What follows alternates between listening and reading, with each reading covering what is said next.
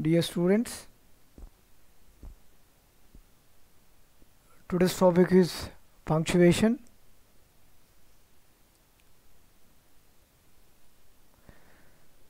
What is a punctuation? Punctuation is used to know the right stop and pause in a sentence.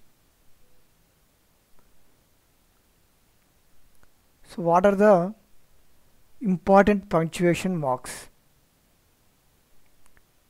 We can call these punctuation marks as stops or pauses.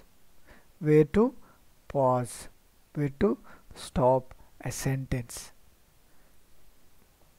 So I'll read out the main punctuation marks. Listen to me carefully. Full stop, comma, semicolon, colon, question mark, exclamation mark, inverted commas, dash, parenthesis, hyphen, apostrophe, capital letters. So these are all main punctuations. So let us see first topic, that is full stop. So do you know how to use full stop? Full stop is used to represent the longest pause in a sentence at the end of an assertive or an imperative sentence. For example, assertive sentence, she is a doctor. We used full stop here at the end of the sentence. Next, imperative, bring me a glass of milk. We used here full stop at the end of the sentence. Okay. Next, we also use this full stop in abbreviations and initials. See, full stop, full stop, full stop. These are all abbreviations, right? Also in initials, comma. Next topic, we use comma to represent the shortest pause in a sentence. To separate three or more words of the same parts of speech, we use comma. Examples: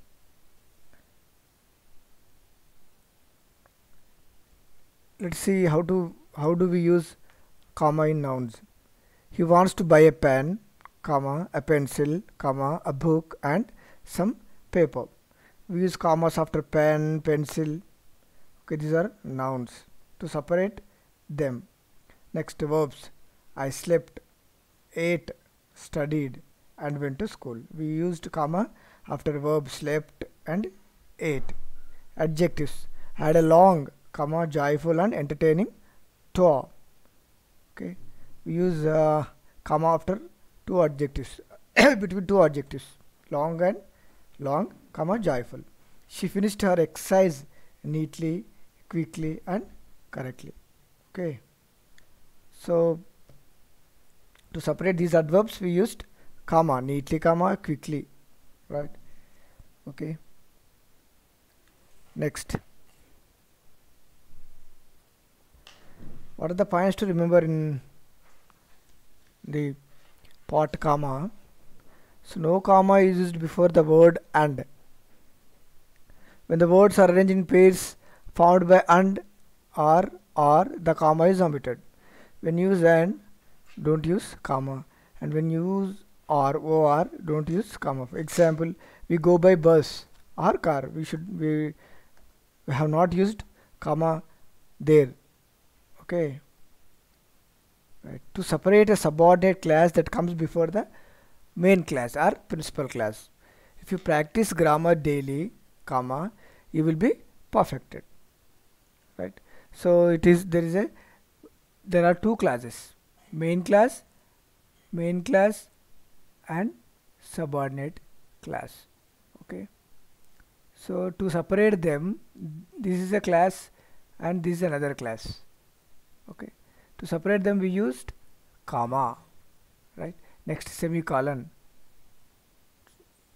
It represents a longer pause than comma.